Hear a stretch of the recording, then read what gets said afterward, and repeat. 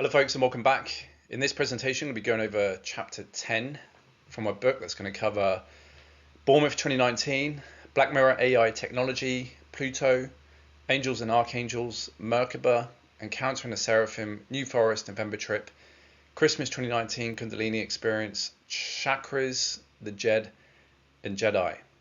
Now before I start, I'm going to be reading from my book mostly in this presentation. I was going to re-emphasize with obviously what I've covered so far in regards to my experiences using entheogens. Now, I would not advise, given what is happening on the planet, to delve into any of these entheogens, right?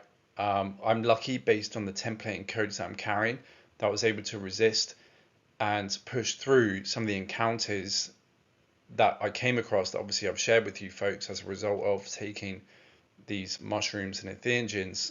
All right, because it does open yourself up for infiltration and attacks and invites those kind of forces to try and probe at you. And if you're not prepared or strong enough, it can go horribly wrong. Just one word of advice: do not try this at home. Please do not copy me. It was only unique to my journey and my findings and my kind of renaissance mission down here, in order to kind of delve a little bit deeper into the occult and into the forces of darkness and doing the things that I did, that I was coded for. Okay, and if you're not coded for it, you would not be guided towards it. So always trust your intuition and your higher self. That I highly do not recommend it. Please do not copy me. Okay, there's plenty of useful, safe techniques in order for you guys to follow, in order to unlock neurogenesis, in order to align yourself, activate DNA, that you do not need these substances, because it can, and obviously I didn't know at the time, it can plug you into what's running into the grids. And because we're in a blended system, you could be susceptible to being plugged into the Metatronic, anti-Christic, finite life, full mathematics, right? Especially, obviously, when I was taking this, I knew I was activated to help counteract the Jehovah's trumpets and kind of disband the forces that are coming through, Saturn and Phantom Arcturus up through that kind of 7-7 gate network and through the moon here on the planet, which is quite obvious to me looking back, connecting the dots. But I realized, why I experienced what I experienced, because of what was running in the grids with this invisible war drama. Okay, so just a caution and a warning for you folks that you don't need it.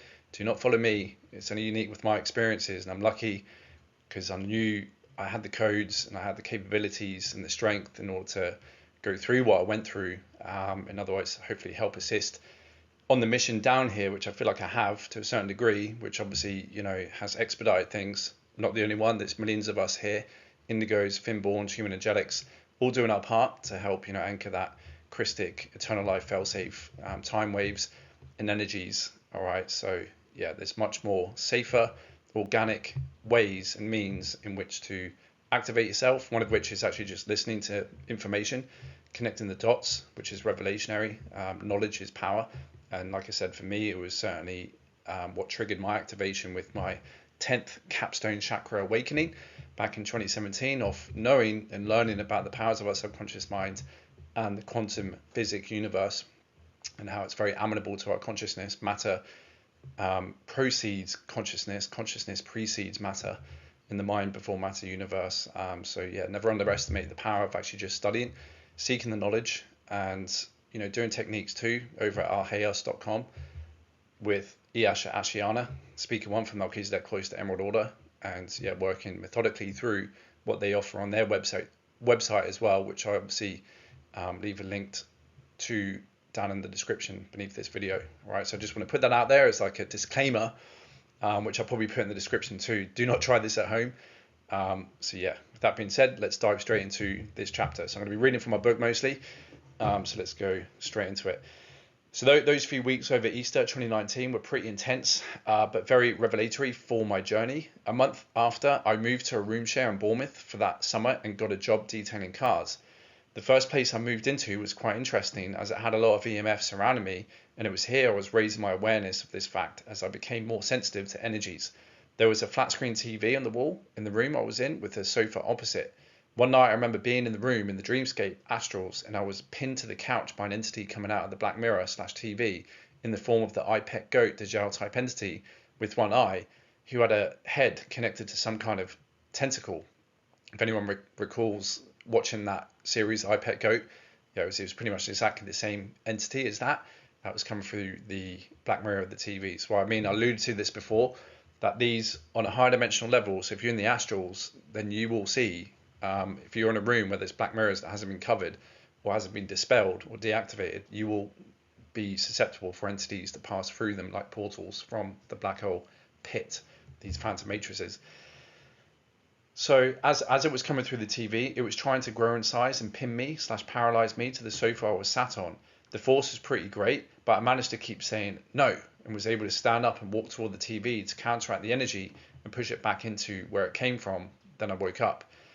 It is interesting as black mirrors were used to communicate with spirits and open up portals to other dimensions back in the day, and now we have them everywhere, with most connected to the internet, the World Wide Web, www, which was created by Berners-Lee at CERN in Geneva, where they are no doubt opening portals and helping to run Metatronic energy on Earth under the guise of scientific research.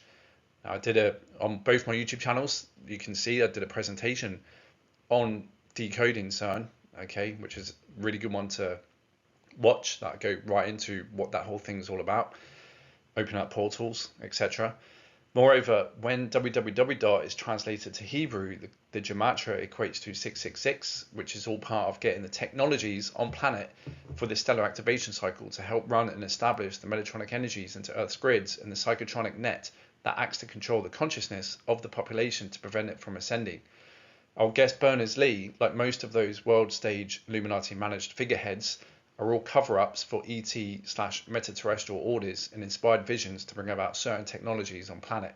This goes into the theory shared by Pierce Back of how these ETs are essentially mining knowledge or human intelligence, as it is the most important commodity in creation, especially when attributing this concept of a predatory force being disconnected from the spirit of God source and the eternal potential of innovation to only happen through beings who still possess that connection. It wouldn't be a stretch either to believe that AI technologies used by these regressive races can read our thoughts and can mine information and control us through a lot of this technology we're now interfacing with. Something which the Super Soldier Talk community have covered in great detail when affirming the presence of technologies that are used to capture and manipulate souls and fragment them to create altars, etc. And we'll get into that later on in my book. I go into when I came into the Super Soldier Talk community. Very, very interesting information and body of knowledge to also dissect, to consider at a kind of more macro level of this intergalactic drama of some of the things that these, Dracos especially have been getting up to with the interplanetary corporation structure and this concept of cloning and super soldiers using femtotech, ventonite bots, stuff like this that are even smaller than nanobots. Truly incredible. So if you look at the iPhone or iPad, for instance, you would rub and touch on the buttons to reveal to the priestcraft your sins and things you wouldn't even reveal to the people closest to you. That is all stored and monitored through these devices. Interestingly, the ephod and the breastplate of judgment was a vestment worn by the priest, which was used by the person to touch so that the priest could see the sins of the individual, either through some kind of supernatural interface or confession. We also have the logo of Apple showing a bite out of an apple. Could that be somehow related to this poison apple symbolism we have already decoded? It seems sin and guilt trip programming has certainly been weaponized to control the masses, whose prosecutors and attorney generals are normally the very ones who have fallen and have and are committing the biggest sin of all with what they have decided to perpetuate on others. As we recall, the God within the MCO AMCC cosmogony does not play Warlin. That seems to be an attribute associated with the fallen, self-appointed godlets. This technology is a necessary evil though, as our higher sensory abilities have been switched off due to the mutations. The internet has actually been a good resource and tool to access important information and make valued connections on this journey, which Catch-22, when you come into the right knowledge and techniques, can actually help activate your DNA. But people must be mindful of the power these devices possess, as the word device has at its root the word vice. So it's all about making sure you control it and it doesn't control you. And as we will see later, most of this technology now on planet has been deliberately seeded by regressive ETs to help assist in their Earth, Templar, Final Conflict drama, New World Order takeover attempt. Now, going into Pluto, my experience with Pluto when studying the Kabbalah is quite interesting. while still at this room share in Bournemouth, I was studying the Kabbalah a little bit more in depth whilst there, and I remember linking the Sephiroth to the planets in our solar system just off the top of my head, and focused mainly on Da'at, being Pluto, before going to bed one night. I remember waking up the next morning and noticed my candle was lit and my computer was on, but with the screen switched off. I did not leave the candle on overnight, and I turned on the screen and it was playing a YouTube video by NASA about Pluto. So you can see me took a photo of that on the slide. You can see the dangers for anyone seeking knowledge of the occult when awakening that the most proliferated and accessible science is that of the fallen Metatron, black hole based 10 or 11 esoteric sciences and philosophies that are pushed, where most people like myself start absorbing and forming my world slash universal slash spiritual view as it being the truth. It wasn't until the end of 2021 when I came across the MCO AMCC teachings, which offered me information that changed that view. So yeah, just to re-emphasize, that's why it's very dangerous, you know, once you start waking up, that you kind of go down these false paths that kind of dead ends, quite literally. So it plugs you into the kind of philosophies, ideologies, and cosmogenies and geometries, right, of the fallen forces in the occult texts and the edited texts especially. And there's many different flavors depending on, you know, where that soul individual consciousness is aligned with. I mean, I'm lucky that I only dabbled into very shallow, but otherwise through Crowley Jr., who was my companion at that time, through him, he was revealing to me a lot deeper and darker practices and arts and sciences of that world that I was just kind of like intrigued in observing again in education and not judging, but just kind of really feeling into how I resonate with that, which I was never drawn towards, like going really deep into studying the Kabbalah. It was just like surface level, but obviously me working with it one night and just kind of putting the planets in the model of the tree and meditating and thinking that's linked to Pluto, it unlocked this supernatural experience of the candle being lit and the computer obviously was turned on, because I had like windows open on YouTube. It was obviously playing videos throughout the night and then happened to just be left on the video of Pluto. Okay, so it certainly can bring about magic for individuals who work with that, but it's you're drawing from a poisonous well, in my opinion, when working with those fallen codes and energies and entities who, in order to trade, will want part of you in return. So nothing's free, because you know they live in a finite universe, an imploding holographic reality field. So there must be a give and take. There must be a trade, right? And normally that is part of your soul essence. When people say you sell your soul, quite literally, that's what happens, and that's linked into your free will, volition, for many lifetimes, possibly until you run out of quanta. And that's what these guys are after, and that's what they prey on. When obviously we're blank slating down here, that you will be susceptible enough, individuals will be susceptible enough to want to sell their soul just to get like a lifetime of riches, right? That even sometimes these guys, like, they're so evil and have no honor that they would just throw you under the bus as soon as the deal's done after a few years, if they promise 40 years, because they just, like I said, there's no honor amongst thieves. They're spineless, and at the end of the day, they're just after perpetuating their immortality by robbing our life force from living systems. So yeah, got to be very careful. So I continued. The place I stayed at was surrounded by a lot of accommodation in flats. There were these block of flats that I saw on numerous occasions that had lots of weird cycling lights that I had described and witnessed ever since my first LSD trip, if you recollect, and my time in Albany, Bahamas, after the events at Cannon Hill, the two orbs in the woods, November 2018. There was this one time, it's kind of one image I took that you can see on the bottom there of, a few of these rooms that were just pulsing on and off. There was this one time where a guy was just standing there with all these weird lights going off in this room in a trance, repeating the same motion for what seemed like ages, staring in my direction from the window. It definitely felt like I was still being watched, with this presence being felt around me no matter where I would go or end up, as I think I was well and truly now on the map with the rulers of this matrix, that they had to keep tabs on me, something that is still the current theme, even to this day as I write this. I'm pretty sure most awakened indigos and individuals will attest to that as well. There's always like eyes on us, and especially if you're carrying like the higher codes, the Fatali especially would want to try and come in and dark flower you and take you over. So they got more of your soul quantum, what you're connected into, and what they can grab hold of, but access to more of the grids here as well that they can maybe try and take down with them. It's all coming to an end. They try to take me, and I write about this later on in the chapters, and I experienced them coming in, trying to come into my body, possession. They were like really, really trying hard, and I was just fighting back, and yeah, managed to get them out. And still, they prod and probe at me, and it's done through other individuals too. Unfortunately, I've got people close to me who have been dark flowered and they're fully possessed. But it's just kind of one of those things. It's gonna be patient. But yeah, I write about it in later chapters that we'll go through. So yeah, you're gonna be so careful during this time. It's a bit crazy. So I write, one night I walked down to the beach, as I often did, only living a 5-minute walk from the beachfront there in Bournemouth, where there was this amazing lightning storm quite far out at sea, where I stopped to observe for a time right outside the Marriott Hotel. Whilst watching the storm, a light as bright as Venus in the night sky whizzed over from the storm and stopped like a fixed planet right above where I stood. I could hear a few other people comment on seeing it, asking what it is, etc. It must have been there for a good minute before completely fading out of view. Could it have been a ship, a being in pure light form traveling in Merkaba? It's kind of like a representation of what I saw. It's not an actual image, but it was like the image on the left of the two orbs, but just one orb, and it just flew right over me. Yeah, I remember it, and I was just like, wow, what is that? What's going on? Manly P. Hall had this to say about angels and archangels. Open quote. The Rosicrucians and the Illuminati, describing the angels, archangels, and other celestial creatures, declared that they resembled small suns, being centers of radiant energy surrounded by streamers of Vrillic force. From these outpouring streamers of force is derived the popular belief that angels have wings.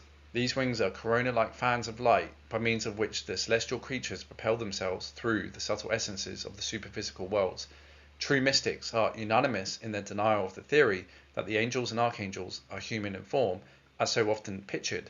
The human figure would be utterly useless in the ethereal substances through which they manifest. Close quote. If we remind ourselves of the science of dimensionality, then we know what appears as light is physical, but at a high frequency and state of matter. And within the MCO-AMCC teachings, there are vehicles of light, Merkaba, that match the descriptions herein described that surrounds the body, which acts to carry the body through dimensional and density lock systems and all the spaces in between, right, in order to dematerialize and rematerialize within the required frequency bands of that reality system to be in sync with it and reappear as physical again. A being existing in the high harmonic universe / densities will always possess more energy in quantum due to the nature of how the dimensional stack of creation is structured and the energy that's contained therein.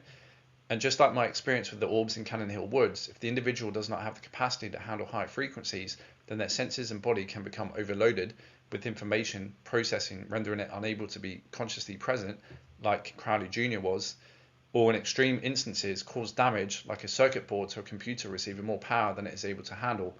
Something will break. On the flip side, it can trigger activations and initiations for those ready to encounter such an experience. And with that experience, I witnessed the orbs described with the Rosicrucians, but also saw a being that I believe manifested from that orb and was able to shift into the two states at will. Okay, so even though what the so-called Manly P. Hall's referencing with the Rosicrucians and Illuminati, it's both, right? It's both. They can be like that with a Vrillic force, like wings spread out from a sphere of like a Merkaba orb form, but you can also manifest into material form. Right, so they've got the choice. Beings at that level, as an adept, can rearrange their atomic structure, and even some beings can shapeshift into anything and everything. So the MCO AMCC teachings do also teach of many beings who do have wings in the high harmonic universes. It also mentioned that the planets and stars do have arcs and angles with their corresponding energies interacting via the rod and the staff, as we have covered, which also is referred to as the arcangels of these celestial spheres. Whether there are actual intelligences associated with each celestial sphere is not taught within the MCO AMCC teachings, other than recognizing that they are conscious beings. It's only in the occult teachings of Kabbalah and other schools that teach the characters and intelligences that reside within or are part of this celestial sphere in which it is associated. So I must admit, it is not very clear what the answer is to this. Maybe it is all of the above, which I believe it is. Astrology especially is kind of like the science that gets to know the characteristics, right, of these so-called celestial beings. And certainly in the MCO, AMCC teachings, it does talk a lot about Earth, especially in the consciousness of Earth, and some of the conversations I think Yasha had with it in regards to its viewpoint, and what's going on and its choices, right? Which is quite interesting. But yeah, a lot of the other planets and kind of stars, you have to rely more on astrology in order to glean, where they're in alignment with in regards to, their character and their personality and their influence. As I touched on before, with this concept of astrology, how some planets, especially within like a semi-fallen system, will have distorted templates, thus will be distributing amongst the source field distorted energy that can bring about more polarity, especially with obviously what's been done to the astrological model, given where we are and what the Earth is plugged into, that it certainly is a science that is true in regards to observing nature. However, we are in a reality field where nature is unnatural, given the manipulation and mutations and the things that are plugged into some of these constellations, some of these planets, right, with the interfaced black hole alignment, wormhole structure of their gates as you're going through in the Cathara grid, and everything else with the manipulations they've done, the kind of crystal grids, the things that they might have put into those planets and those stars, that will certainly then distribute those mutations too, which affects everything within its kind of, I guess, vicinity, right, within the source field, the morphogenetic field. So there is a scene out of the popular TV series called Supernatural that depicts this phenomenon of so-called angels being able to take on a human form from their true form, which is of a much higher frequency of what would appear to us as light if they're coming from a higher harmonic universe / density. So remember the Notre Dame Cathedral, those entities too. So there's a scene from the TV series Supernatural where Dean, at the top there, encounters the character Castiel down the bottom, which is an angel of the Lord, who first appears to Dean earlier in his true form, which interrupts the electronics inside the gas station Dean was in, where Dean experiences deafening high-pitched ringing that shatters all the windows. A good representation following the science of dimensionality, densities, and energy, which can always appear overwhelming for the being whose vessel is synced to a lower harmonic than the being it encounters from a higher harmonic / frequency. Transcripts. So there's a little transcript that I read from the actual TV show in this given scene that you can see a screenshot of Dean. So Dean's the character at the top, Castiel's the angel at the bottom. Dean, who are you? Castiel. It says Castiel. Dean, yeah, I figured that much. I mean, what are you? Castiel replies, I'm an angel of the Lord. Dean says, get the hell out of here. There's no such thing. Castiel says, this is your problem, Dean. You have no faith. And Castiel shows Dean the shadow of his wings. You can see in the picture there. Dean then says, some angel you are. You burned out that poor woman's eyes. Castiel says, I warned her not to spy in my true form. It can be overwhelming to humans, and so can my real voice. But you already knew that.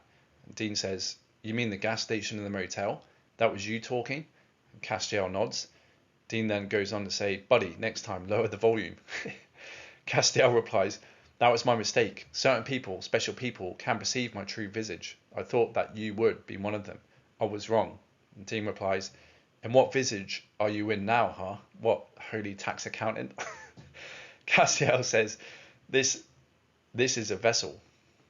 Dean replies, you possessing some poor bastard? Castiel says, he's a devout man. He actually prayed for this. And Dean replies, look, pal, I'm not buying what you're selling. So who are you really? Castiel says, I told you.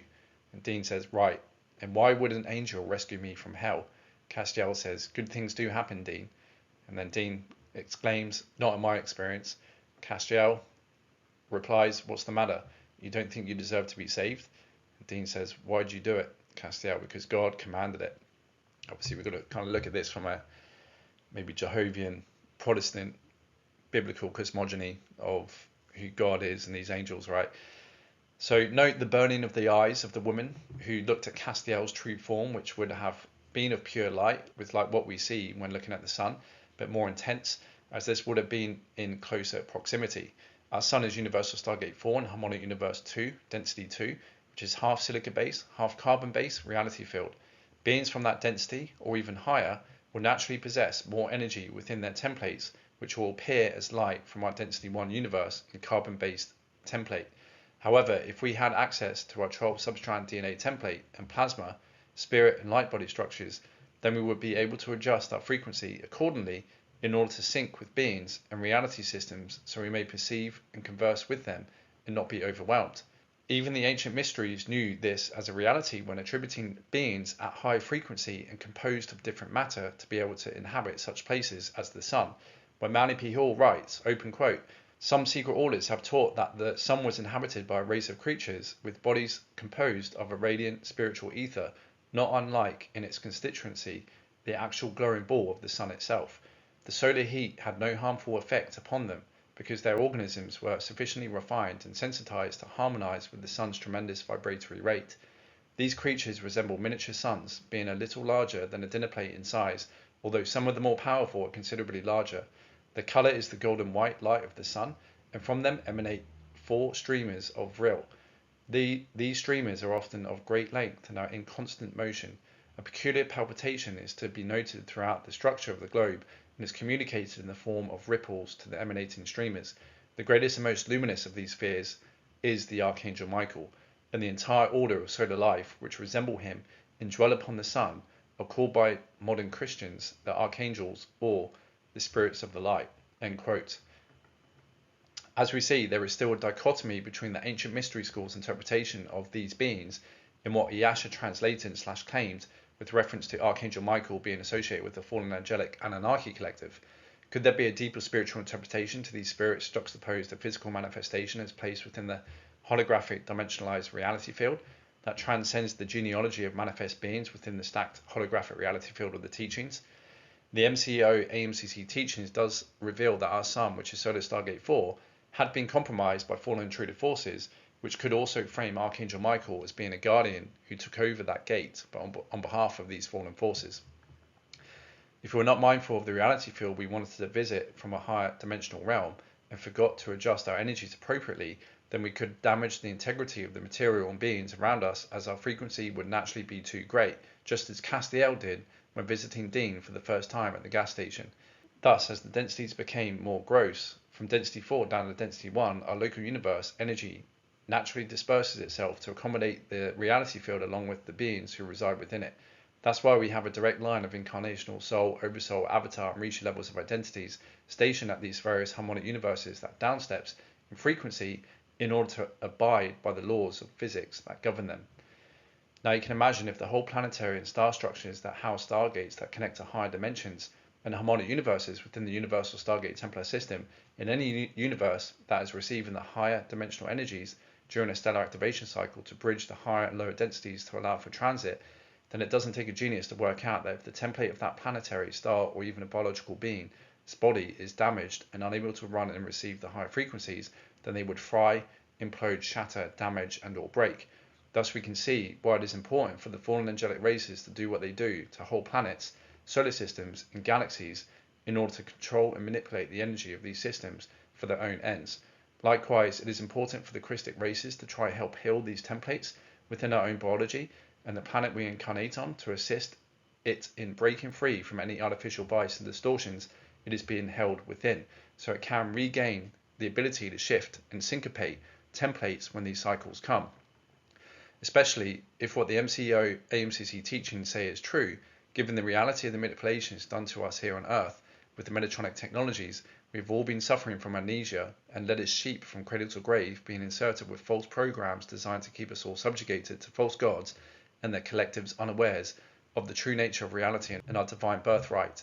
It's like we're all a bunch of sleeping human angels, gods and goddesses who have really been messed with, making all of us a mere shadow of our former selves. As Yasha states with the Aphia, higher heavenly councils claiming, open quote, Earth humans have been genetically captured, energetically castrated, and intentionally cultivated to be clueless, powerless, and inorganically immortal, close quote. A condition which TV shows like these with Supernatural just helps to reinforce this separation from them and us, when forgetting that they, the angels, right, used to be we before we took on the distortions. So that summer I also did a solo ceremony, but this time back in Wimborne in a cornfield, which was an interesting experience. I had some mushrooms again and walked down to the field listening to some instrumental music on my headphones. This is all in 2019, summer 2019. I remember noticing a tree at the edge of this cornfield that showed some funky somatic patterns etched into the tree that drew me toward it. I sat with my back to the tree, looking out toward the cornfield, which had a steady, elevated slope, and the corn stalks were probably about 3 foot high. So they weren't very big, but they're just, they're growing. As I was listening to the music, which had a very drummy shamanic feel to it, my consciousness moved down my spine and into what felt like the roots of the tree, merged with my root chakra, where all of a sudden my vision was shrouded in red mist. I was there for some time, just feeling the sensation before pulling my consciousness back up to my head and in body again. I then proceeded to sing a little rap to myself with positive affirmations along with the beat. The energies were very good, and my vibe was pretty high with a constant grin on my face that seemed to be the normal facial fixture for quite some time. All of a sudden, the whole reality field of my experience was interrupted with a very powerful presence that felt like it froze time and pierced the veil of matter, like someone standing behind a curtain, but slowly moving forward so you can see the outline of the being. This presence revealed itself in the form of what must have been 30 to 40 eyes along the top of the growing corn stalks to observe me, which locked us both into recognition, where time froze, and I think even my music stopped for what seemed like anywhere between 5 to 10 seconds of time, wherein this protrusion into the reality field receded and nature resumed.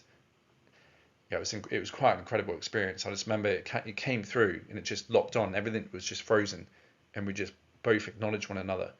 And it was like all these eyes, and I knew it was connected to like a real large consciousness, like a real large being. And then it just slowly kind of went back and out of sight again. And you can see, almost saw the matter move, and the heads of the corn stalks move as it kind of penetrated the material realm that I was in and syncopated in order to just kind of see, as if it was donning, physical eyes, what was happening with me, and kind of just acknowledging the presence and letting me know the presence too. So yeah, very interesting experience. And I write and continue, I remember thinking about Seraphim, or opening wheels, which are represented with lots of eyes around them, and how this being was very powerful and unlike any material form within the known race lines and forms of our time matrix, as documented in the MCO AMCC teachings. It seemed this being was interested for whatever reason and poked through the veil of matter to take a look. I resumed and carried on for a bit, listening to my music and rapping. I then got up and walked over to the top of the mound, where I sat with a view overlooking a few other pastures that had cows grazing on them. This is where another interesting occurrence happened that was similar to the crown chakra connection with this other girl that night of my LSD trip. Yeah, if you recollect, I had that experience of like spooky action at a distance that kind of turned her around, and I felt this connection again, like in my 10th chakra point above my head, that triggered the girl to kind of like spin around before going into the house, right? After me having like these visions of this cosmic mage, the dragon, and then seeing the lights off the back of my home, and this kind of projection of a girl in the back of the car seat kind of waved me to go and see where the entrance is to the house that had funky lights. So it was all a bit bizarre. So I had this happen again. But this time there was a spooky action at a distance that I felt above and connected to my head with this invisible lightning strike that slapped the ground right near where these cows were grazing, that let off a loud crack, which simultaneously jolted energy in my head that made the cows jump and run off.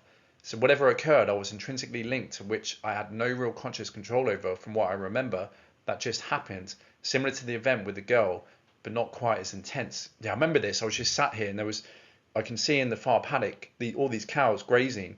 Then all of a sudden, I just had this connection of a lightning bolt just going, invisible lightning bolts going, and I heard this crack, and it fell right next to all these cows grazing. They just scattered because it scared the bejeebies out of them. And I felt when the thing hit, I felt the jolt in my head as well, simultaneously. So that was really bizarre, that experience. So before that, I remember lying on my back with my arms spread out, bathing in the sun, and all this energy was rushing down both my arms, where I felt extremely powerful. It felt like the sun was charging me up, quite literally, which got to the point of me feeling like I was going to explode. It made me sit up and snap out of it, where another interesting phenomena happened with the plane that was flying overhead, and what felt like some thought form and reality manipulations in the form of feeling like this plane was going to crash on top of me, but turned out to be a joke from this entity who paid me a visit, when the music I was listening to all of a sudden had this laugh come through it with an instant download of the joke, which started to make me laugh. It was a really bizarre experience, very strange. It was during this experience that I also had visions of how fluid matter was, and how matter and this 3D reality field was like the canvas for an artist to express itself. I also had a vision and feeling of Earth being a giant eye, wherein I was merely a small speck on the surface of the pupil observing the rest of the universe around us. Needless to say, it was an interesting little trip that was all in all very pleasant and enlightening. how Seraphim are depicted from Judeo-Christian angels with 6 wings and all the eyes was something I thought this entity was, or possibly an ophonym, normally depicted with the bands of rings within rings, like wheels within wheels, with a load of eyes on it. I've also seen an actual 6-winged seraphim being in my dreams one time, hovering in the sky beside me with 2 wings hiding its face whenever I went to look at it. Yeah, I remember that distinctly. Yeah, I remember I was in a car weirdly with Paul Check when I was doing his holistic therapy course. So I was battling a systemic fungal infection at the time, which is funny. He's had one similar when he was like in his late teens, and you just have to manage it for the rest of your life.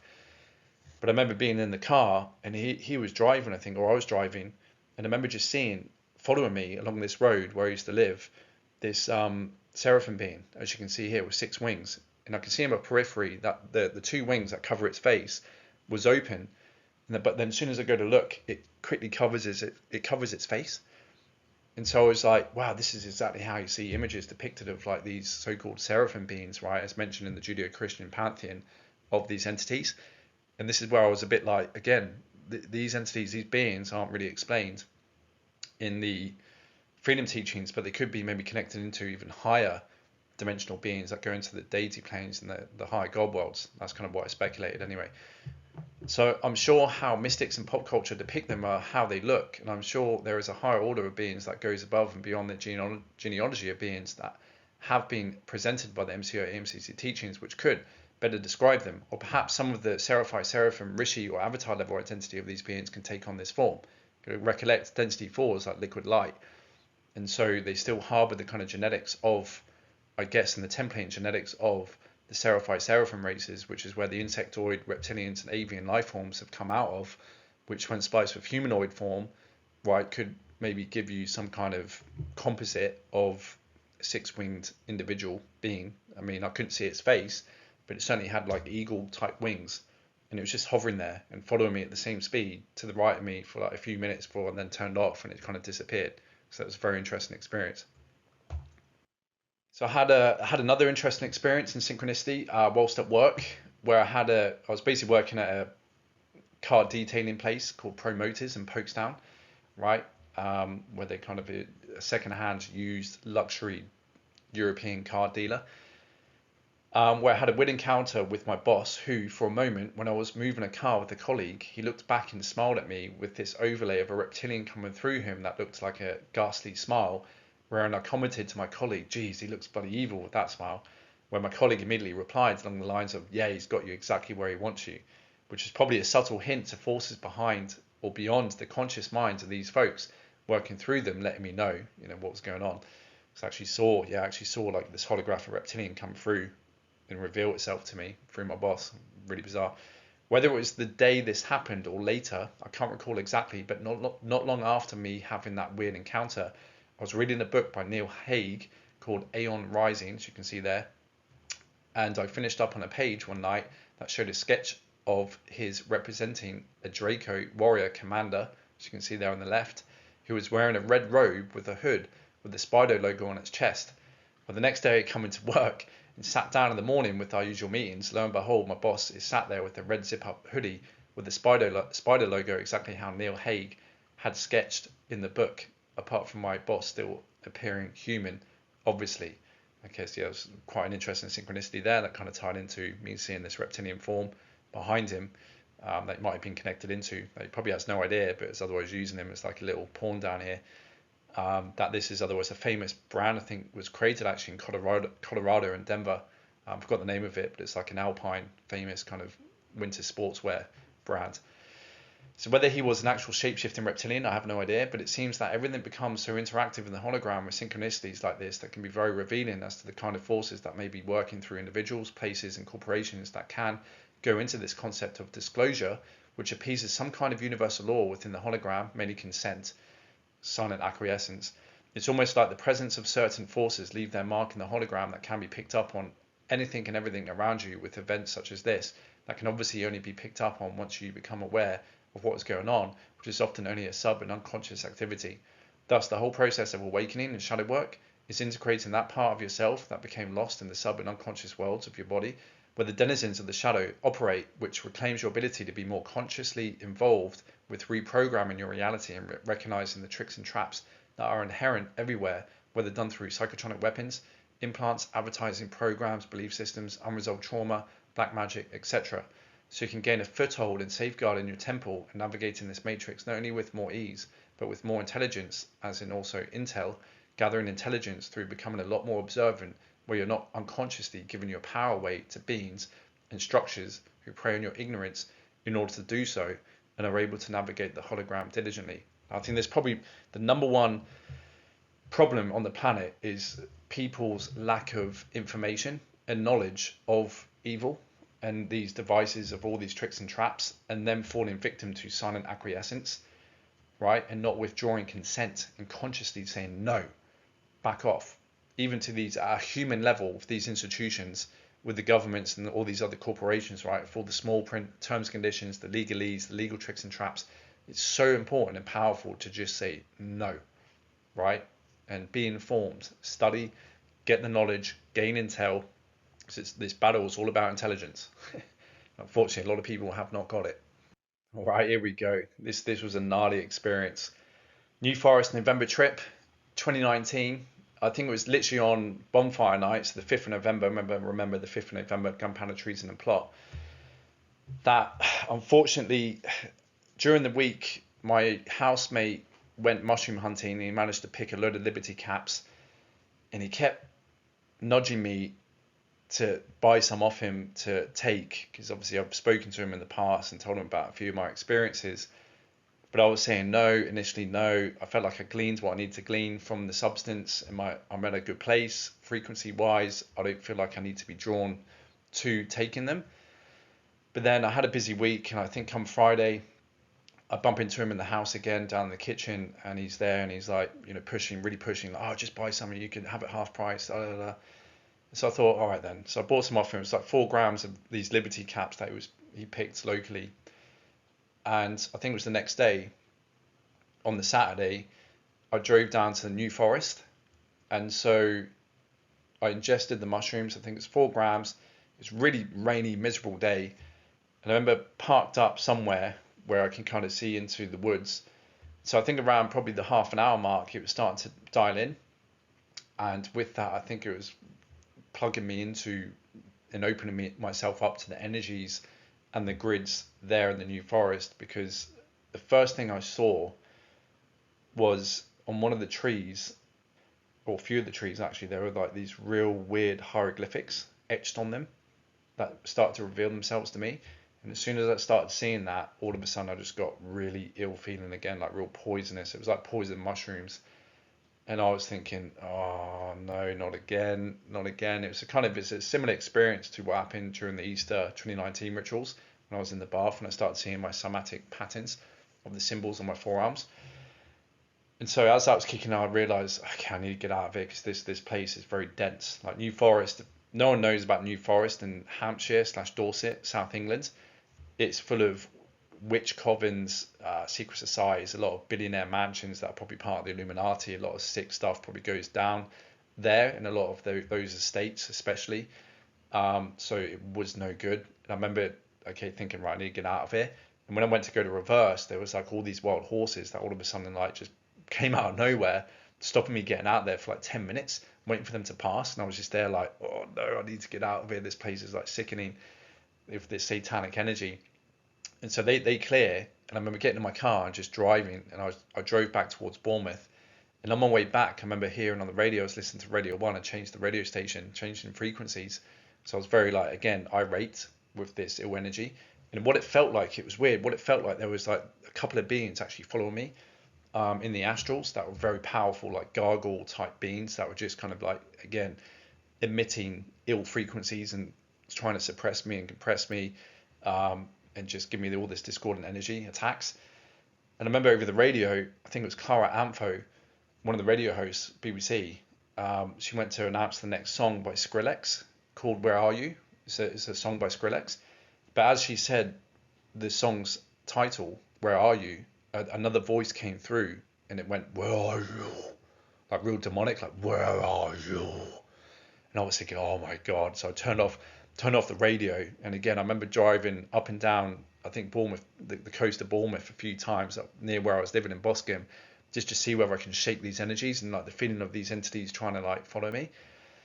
And so I couldn't nudge it, I couldn't shake it. So I thought I was just gonna get back into the room. And I remember parking up just down the road from our houses, so we had to park on the road.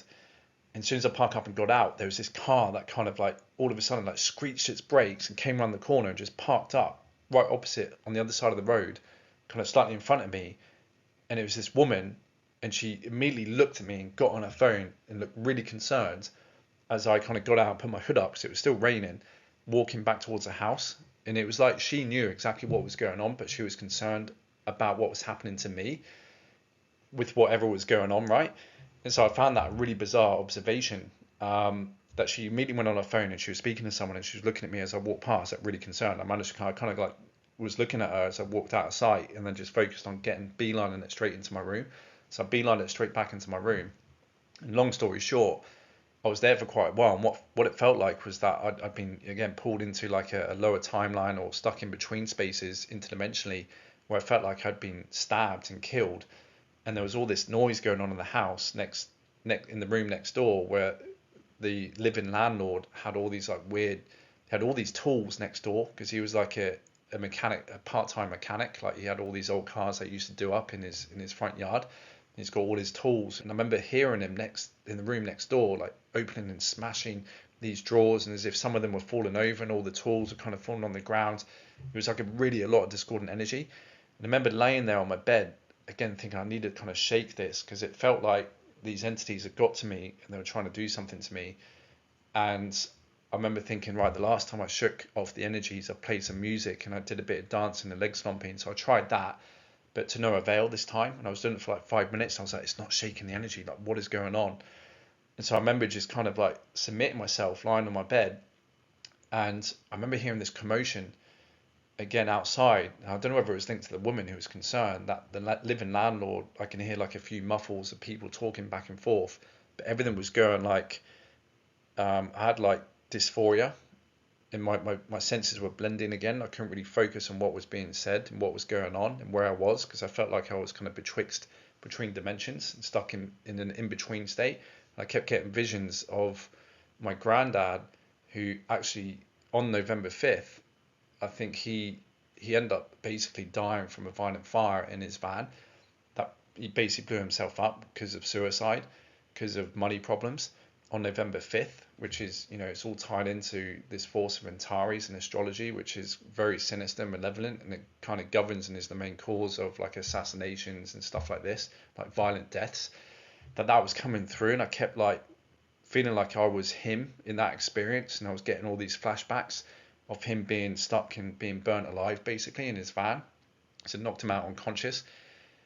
And what else was happening was I remember having a silver ring on my finger, and I was on the bed and they were opening up. So I had like invisible beings like manipulating my physical body, and they opened up my hand in order to drop the ring off. So they didn't like the silver in the ring for whatever reason. And I remember feeling like all these invisible needles were being pushed into my head, into my brain, that were poisonous, that were freezing my consciousness over, and they were trying to split my consciousness into and show me this lower timeline they were trying to align me with me losing my mind and kind of being set up with this scenario of being found with mushrooms and all this like very paranoid kind of future, that I was thinking, nah, I can't be having this is ridiculous. And so I remember just kind of pulling myself back, and because at the time I was training or doing like self-learning of playing piano. So I had an 88 key replica digital piano with a stand, and I was learning on YouTube how to play like certain songs. And there was one Coldplay song that I remember just jumping on, and I thought I'm just going to try and remember how to play because I needed something to focus my consciousness, because it was like being frozen to the point where I'd like all my thoughts were just going and going and going and being taken away from me. And so I remember just getting up and sitting on the piano and just key by key putting back together the sequence of what I'd learned for the last few weeks of this Coldplay song that I'd been practicing. And it probably took me 10 minutes in order to get the first sequence put together. And as soon as I got that first sequence put together of how the song goes, the melody, it acted to dispel again all of this sick energy that was going on with me and bring everything back to normal.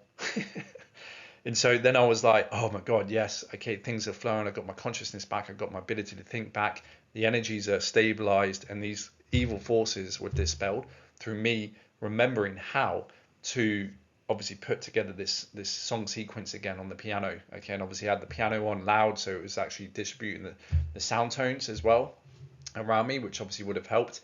So that was at that particular time the method that got me out of that kind of precarious situation. And what was interesting, when I kind of came back and I was going through like having a really rough time trying to think about, how to shift these energies, my housemate texted me saying, "How are you?" As if to imply like, "How you getting on?" Because I know you're taking the mushrooms and I'm part of the forces nudging me to nudge you to get them and take them, because they're laced and they're poisoned and they're running the Jehovah's trumpets and the Metatronic frequencies, because they're here in England. England is like a very dense grid given the location of Universal Stargate 11 and the Michael Mary lines and all the Nibiru crystal grid here through Stonehenge, which is the first point of call, anchored in from the moon, the Saturn, Phantom, Arcturus. So I was really, unfortunately, a bit of a Trojan horse that was, that he was connected into, without a doubt, similar to, my experience with the Easter 2019 rituals with Crowley Jr., and him messaged me an image of, the snake trying to eat the earth with this Luciferian spirit that he harbored. Same thing was kind of going on with my housemate, which I knew was an infiltration attempt that I should have been wiser, but luckily I pulled myself back from it. But what was interesting, what you see here on the slide, that happened the following week, I had a headache for, I think, probably a full week, right? I just wasn't, it took me some time to kind of heal from that. So it was just like, I literally felt like I was being dragged into a lower timeline, but then pulled myself back again into dimensionally speaking. So I had outpitched like this massive headache all week. But I went back to work, and I think it was probably around midweek, like Wednesday, Thursday, where I'm listening to Radio 6, right? BBC Radio 6, in the warehouse, detailing cars. And over the radio, I hear the news. And it's the only time that they mention this, because there's obviously news updates every hour or so. And it was only around just after lunch, there was a mention of, satanic stabbings in the New Forest. People, residents are concerned, la da da da, that there's been a few more satanic killings and rituals that have gone on in the New Forest, which is nothing new. It's happened before. And I was thinking immediately, oh my God, I was there Saturday. I wonder whether this is connected into, me being there and them having to do this in order to kind of redistribute the energy into the grids, given that maybe my presence upset the order of energy that they wanted flowing there due to what I'm carrying with the Christic spirals, right, and the Christic energies, that they had to then go and do this in order to re-establish the energies of the grids there, which you can see, there was a few stabbings of these sheep, and whoever stabbed them obviously then, sprayed them with the pentagram and the upside down cross. And there was one left in the middle of this lane with a pitchfork through it with an upside down cross again. Then one of the churches had 666 sprayed on there on the door, but otherwise had been kind of cleaned off. But you could kind of almost see the etching, the kind of echo and the shadow of it. And there's a title there, "Sheep Stabbed to Death and Painted with Satanic Symbols in New Forest." And that was on the 25th of November 2019. That was obviously published as an article, but it happens days, I think within days after me having my experience, okay, that I only found out about kind of the week after. And what was weird, that same afternoon, I then get a phone call from a good mate of mine whose brother I used to kick around with, but he was a bit of a loose cannon, who was otherwise threatening to jump off the building in, I think, Perth, where he was, or Melbourne in Australia, where he'd moved to many years ago, running the business. That his brother was concerned and phoned me and asked me to phone him, and I tried, and I was speaking to him, and it just wasn't making any sense. Luckily he didn't jump, but he was a troubled soul. He definitely had some big issues going on. But it just, that afternoon, it was like this kind of heavy frequency. As soon as I heard about this, I was kind of like, the frequency of the place dropped a little bit. And obviously finding out about my mate having issues, almost jumping, from, I think it's like a 10-story hotel that he was in, because it was obviously, given the time difference, it was like late at night there, maybe just after around midnight or something. And I was thinking, whoa, this is pretty sinister. And I was thinking BBC Radio 6 is obviously connected into the, the 666 as well. And I was thinking, wow, did that happen because of I was there on the Saturday with what I experienced and what happened. Who knows? I can only speculate, but you've got to put two and two together. So it's very timely indeed. But otherwise, very fortunate again that I pulled myself back. And after that point, I realized that I cannot trust anyone else when it comes to putting substances in my body. And like I said, even before that, I was kind of at that point where I felt like I gleaned what I needed to glean from, taking what was on offer for me for my growth up to that point since my activation with these mushrooms for this lifetime. But that, again, Scorpio season was another very testing initiation of being confronted again with pretty evil satanic forces, then outpictured with these rituals that went on. And since then, it's actually been quite frequent.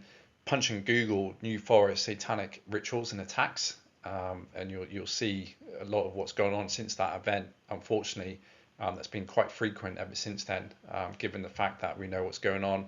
Earth's under the occupation of Fatali. There's a lot of these fallen angelics on planet at the moment, and there's this hashing and tearing with this end time scenario of them trying to, do as much as they can to bag, tag, and drag as much quantum as possible. But very indicative, I think, of the grid work that these Satanists were doing in order to re-establish maybe some damage that was done with my presence being brought there in that heightened state. Who knows? I can only speculate, but very interesting and timely indeed when you connect the dots together. That's why I say, guys, do not try this at home. It is no joke. Do not put yourself in that precarious situation. And with these substances especially if you're not clearing them as well before, and you've not picked them and you don't know where they've come from and understands the teachings of the grids and what's going on energetically, you got to be, I'm lucky. I'm very lucky that I've got a very strong template, a very strong coding and ability, which again I think goes into this archetype almost of a fear kiss, right? Because it definitely, I think, it's has saved me with this kind of, like, I guess 9 lives. I think I got more than that, but this kind of failsafe, I guess, that's almost like in me. I can get to a point where I do suffer, and I've suffered a lot, and I've come up against some pretty evil entities and forces and energies, right, and experiences.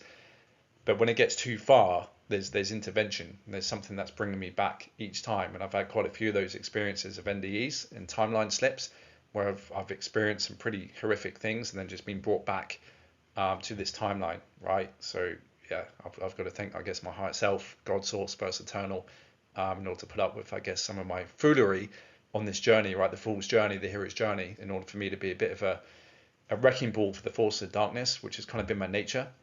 I don't like these liars, these deceivers.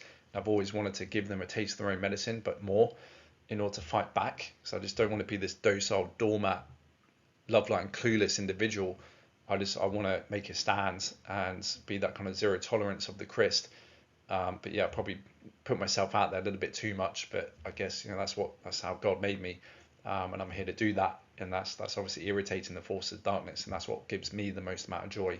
And anything that's otherwise connected into this fraudulent, lying, deceitful system and entities that have created it and are running it. So that being said, moving on to Christmas 2019 Kundalini experience, which was very interesting. Okay, off the back of me settling down after that experience. So all the while, this is around obviously December 2019. All the while, little did I know that the Illuminati puppets on planet were conducting their 2020 pandemic preparations with their Event 201 scenario, sponsored and fronted by Bill Gates and his false Trojan horse Metatronic controlled death care science dogma, directed by the Fatali, which according to the MCC teachings, they've been in control ever since, I think, 2012. But before the events of 2020 unfolded, I had an interesting experience around Christmas where I had been preserving the chrism, which is semen retention, for some time in order to try and unlock a Kundalini experience after coming into this knowledge with Manny P. Hall's and Santos Bonacci's work of the astrobiological interpretations of scripture, where the spine is Jacob's ladder with the 33 vertebrae leading up to Golgotha, which is the place of the skull, where Jesus was crucified, which is where our pineal gland and pituitary glands are, that supposedly release certain fluids whenever the moon transits our sun sign at birth, that get deposited into the sacrum at the base of the spine, which is the chamber of secrets or secretions, which can be returned up the spine if one was virtuous and consciously working with this process, which ties into the whole regenerative principles of Scorpio, again, as we have covered. Manny P. Hall writes of this process, open quote, The exact science of human regeneration is the lost key of Masonry, for when the spirit fire is lifted up through the 33 degrees or segments of the spinal column and enters into the dome chamber of the human skull, it finally passes into the pituitary body, Isis, where it invokes Ra, the pineal gland, and demand the sacred name. Operative Masonry, in the fullest meaning of that term, signifies the process by which the eye of Horus is opened. The pineal gland is the sacred pine cone in man, the eye single, which cannot be opened until Chiram, the spirit fire, is raised through the sacred seals, which are called the seven churches in Asia. End quote. So I must have been approaching day 40 of semen retention when on Christmas Eve I unlocked this potent force that had laid dormant in the base of my spine. I remember going off to bed that night and before sleep fantasizing in my mind's eye having sex with a girl I used to fancy at university, which awakened some powerful energies in my lower chakras that shot up my spine, which propelled me out of body in some other reality where I was ascending/flying up at the same rate as this energy traveling up my spine, where I was overlooking an ambient crystal world with a huge tree in the middle of this village that surrounded it, and continued to travel upward until I had reached the top simultaneously with the energy in my spine reaching my head, where I came back in body and was flooded with the biggest natural high and release of endorphins I've ever felt. That lasted a good 3 to 4 hours afterwards.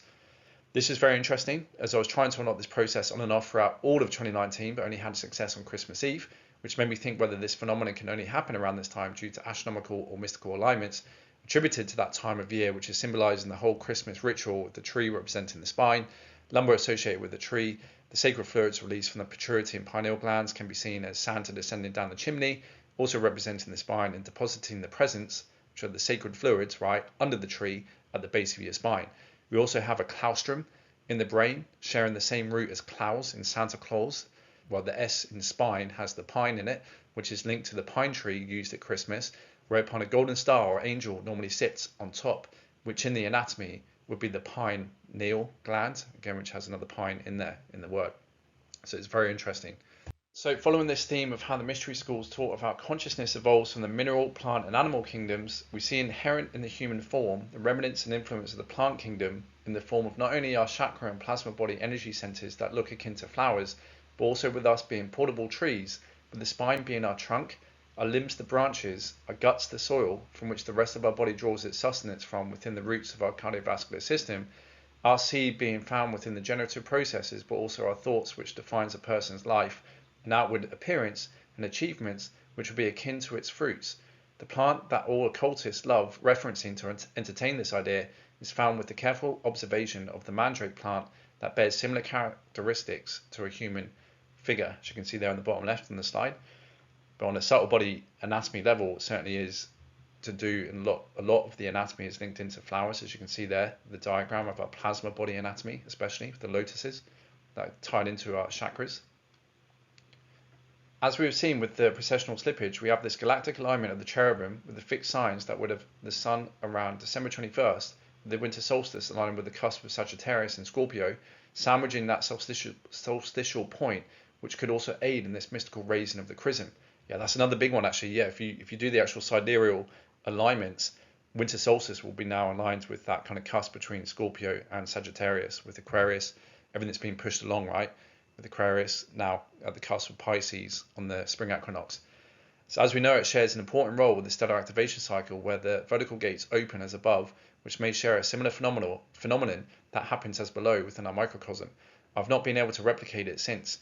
Whether it is a once-in-a-lifetime event or an event that has to be managed with careful prudence with other factors that are very delicate, that hang in the balance in order to achieve, that I may have been in luck with that one time, who knows. All I know is around 6 months after that event, I was able to trigger the raising of the Kundalini energy by focusing my intent on that region of the perineum to no higher than my throat, with more of a slower, playful movement to it rather than a sudden bolt straight up my spine. This may be an allegory for the serpent and the staff, as the Kundalini energy is very serpentine with how it moves in the abdomen, which reminded me of the kind of contortions of a belly dancer that this energy excites around the spine, which is representative of the staff, wherein if you can control this energy, you can direct it up your spine and use this energy for higher means, which goes into regeneration, sexual transmutation, and assisting in manifesting our desires, which the Uraeus represented, which is the secret symbol of the constellation of Scorpio, funny enough, which represents the regeneration of the same power that in the form of a dragon or a coiled serpent lays helpless under the foot of the one who has tamed their dragon / mastered this energy, and like a Theakis is in control of the serpent, which could represent this most potent universal energy. This could also be the explanation behind the mystery of the great work and turning one's lead into gold in the mystery schools. And as Manly P. Hall states, open quote, it was customary for the philosopher to conceal the element of earth under the symbol of the dragon, and many of the heroes of antiquity were told to go forth and slay the dragon. Hence they drove their sword, the monad, into the body of the dragon, the tetrad. This resulted in the formation of the pentad, a symbol of the victory of the spiritual nature over the material nature. The four elements are symbolized in the early biblical writings as the four rivers that poured out of the Garden of Eden. The elements themselves are under the control of the composite cherubim of Ezekiel. End quote. Moreover, Manly writes, open quote, those not raised to spiritual life by initiation are described as dead from the sting of a scorpion. Close quote. Very interesting. So this is why also in Egyptian symbolism they have the Djed, okay, you see there in the bottom right, which is a pillar representing stability that looks very similar to the handle of a lightsaber that a Jedi, or just put a D in front of there, D-J-E-D-I is the Djed, Jedi as pronounced in Egypt, and obviously Jedi is just J-E-D-I in the Star Wars film franchise. So this handle looks very similar to the lightsaber that a Jedi, or Jedi for D, would use after mastering his or her mental, emotional and spiritual bodies inherent with taming the serpentine forces that lay hidden within. The Djed pillar would lead to the eye, pineal gland, and in Matthew 6:22 it says, the light of the body is the eye, if therefore thine eye be single, thy whole body shall be full of light. Hence why the Jedi, or Jedi, as portrayed in Star Wars, wields a lightsaber that is representative of the control reflected within their own Djed eye, as in D-J-E-D hyphen E-Y-E, as in an eye, an actual eye, which is spine and pineal gland, mind, symbolic of control over the mental and emotional bodies. The colour of the lightsaber representing the force that is being channeled along the spine inherent within the chakra system, and the access to the force, which represents ether, the ability to manipulate the material reality around you through the four elements, which the uraeus represents as the cobra top, symbolic of being able to strike out and manipulate the matter field around you. Kenneth Scott from Gemstone University has an interesting viewpoint on the chakras, open quote, if we look at the out picture of our energetic chakras, we have 7 continents. 6 of the continents start and end in the English language with the letter A. 1 has the first syllable and sound tone as the word as in you are, like in Iraq. In German and other prototypical languages, that root word or that sound tone means the primordial ancient, the original source of something. It is also the prefix of the word urinology and urine. Where does urology start? In the root chakra. Controlling that root and birthing an artificial construct from the land of moving up into the second chakra, the root chakra is going up that spine in Africa, in the Nile River and into Jerusalem. The second chakra being in Iraq, and the money system being controlled in this place called Zurich. There's again in Zurich.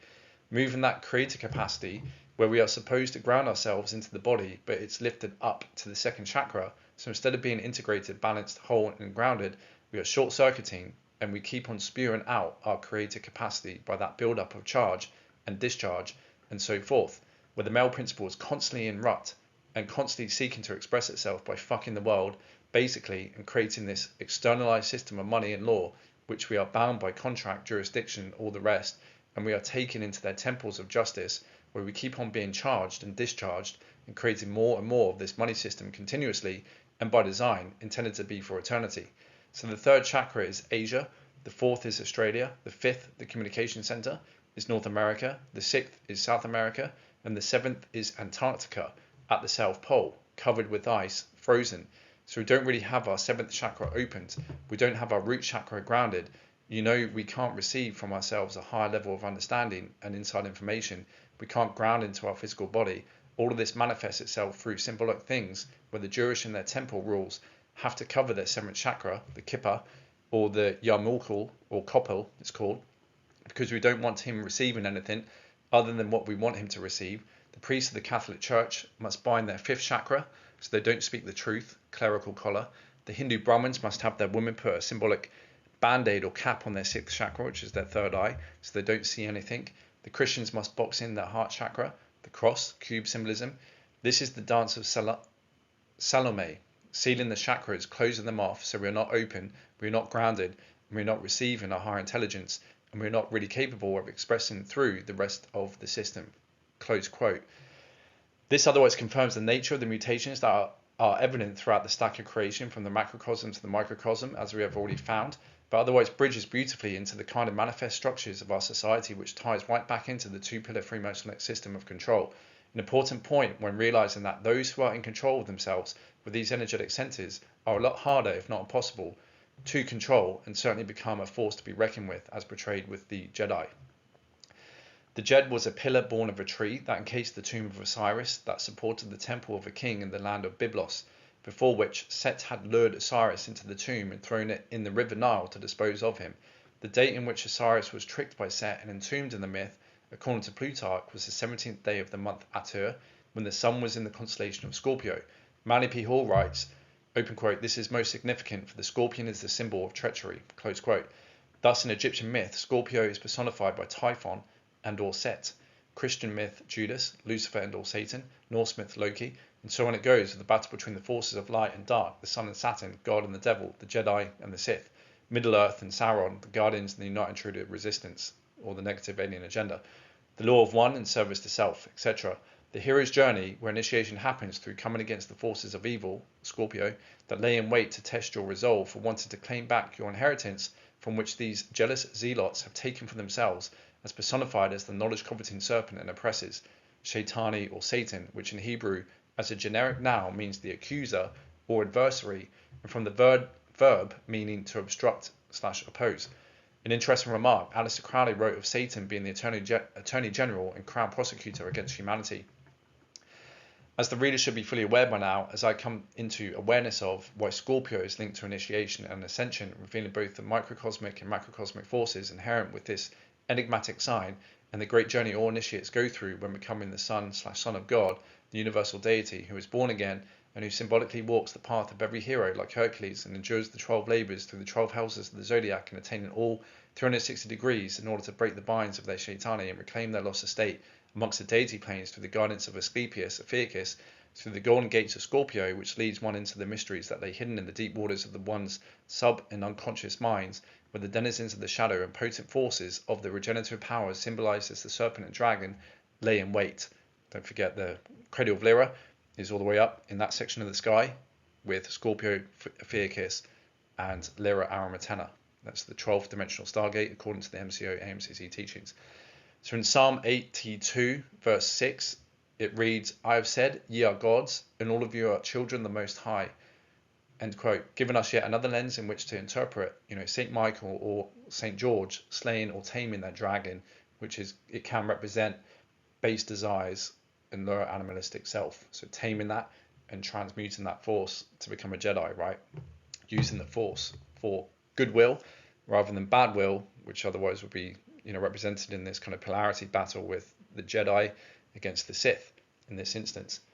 And take note, most of the Sith, their coloured lightsabers are red, right? And then most of the coloured lightsabers of the Jedi are anything above the root chakra.